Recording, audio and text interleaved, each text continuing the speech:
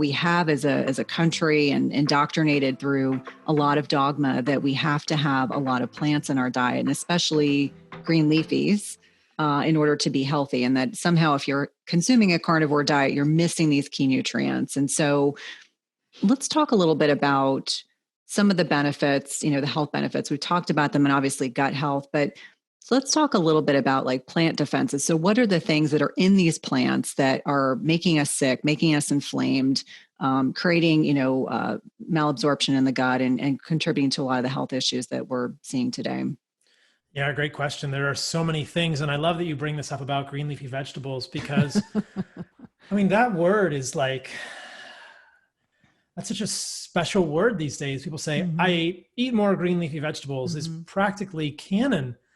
And I want to be one of the few voices that is saying, wait a minute, I think those are the worst things we can eat.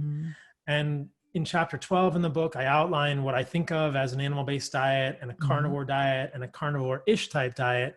And I draw this spectrum of plant toxicity. I don't think everyone needs to give up all plants, but what I am saying in the book is twofold. And the first is that red meat and all meat has been incorrectly vilified and has been widely denigrated incorrectly, unjustly, and is really an integral part of every human's diet because of the nutrients that are in it that are so unique that you can't get other places. It needs to be a part of our diet. There's nothing wrong with red meat. And I outline all this in the book and why it's been unjustly criminalized. And the second part of the book is what we can talk about now, which is plants exist on a spectrum of toxicity. They just do. And that if we accept that plants exist on a spectrum of toxicity, we can make the leap intellectually that there are some plants that are going to be triggering for some people more than others. And this is not a new concept. This is the idea of a paleo diet or an autoimmune paleo diet or a gluten-free diet, is that some plants are more toxic than others. I'm not the first person to say that plants are toxic. I'm one of the first people, or I want to be a strong voice saying, hey, the plants you think are good for you are actually some of the plants that are bad for you. Most people can get behind the notion that gluten probably isn't good for most people. I don't think it's good for anyone. And most people can, saying legumes, saying beans are bad for people is more controversial than gluten. But I think, grains are the one that people are like, I get it. Grains are not good for me. But beans are not good for humans either. Anyone that's associated with paleo circles can say, okay, beans are not good for me either. But take it further down the road. Grains and beans are seeds. They are the reproductive babies of plants. Well, so are nuts and seeds. And so I lump all of these together and say, hey, these are the parts of the plants, one part of the plant that plants really don't want to get eaten. And if we just think about it from that perspective, we have to anthropomorphize plants a little bit, but I think it's useful in this intellectual construct. Plants and animals have been co-evolving for 450 million years, a long time, way longer than we've been around, way longer than our primate ancestors were around. And plants are stuck in the ground. In the book, I give this analogy of, hey, I'm going to take you to the beach and bury you up to your neck in the sand. You can't move. And then I'm going to paint your face like a soccer ball. And then what do you know? A whole bunch of irascible, cranky 6-year-olds from the soccer practice show up at the beach.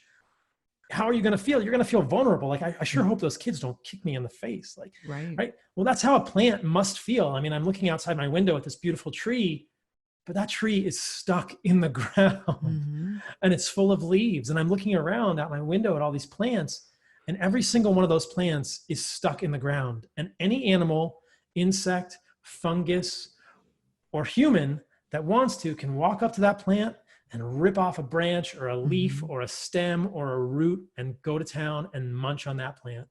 So what have plants done? They've had this ongoing arms race with animals for hundreds of millions of years. And this is not conjecture. It's not pseudoscience. This is botany. And this is well-documented botanical science. And these chemicals broadly are called phytoalexins, which means plant defense chemicals. And we know these exist. This is not made up fairy tales. And so within the category of plants, there are many different types of phytoalexins. I talk about many of them in the book, but I couldn't even cover all of them. Some of them aren't even really meant to be plant defense chemicals. They're just chemicals that plants use in their own body that don't play well in humans. But the types of plant defense chemicals people will be most familiar with are probably things like oxalates. which are this dicarboxylic acid molecule that chelates minerals in plants. And we make a very small amount of it as a waste product of amino acid breakdown in the human body, and we excrete very small amounts, but we can get 100 to 500 times more oxalate in our diet just by eating a big spinach salad. And if you add something like almonds or beets to that, you can get a really, really big dose of oxalate. And the problem with oxalate is that it seems to accumulate in the human body. I talk about all this in the book, and I talk about published case studies of renal failure, of new onset renal failure in a woman doing a green smoothie cleanse. So as you're saying, we were obsessed with smoothies. We are obsessed with them. And Rhonda Patrick, bless her heart, she is well-meaning, but I think she's way off base. And, everyone hears, I need to eat my green smoothie. Well, what are you putting in that green smoothie? A lot of times you're putting in foods that are super high in oxalates. These smoothies can have thousands of milligrams of oxalate, which can accumulate in all the tissues of our bodies. Oxalates appear to be able to be deposited in the thyroid, in breast tissue, in all the glands and skin, and in the vulva. There's a widely accepted, or there's a pretty strong hypothesis now that this vulvar pain syndrome in women could be due to oxalate deposition in that area. And so that's just one.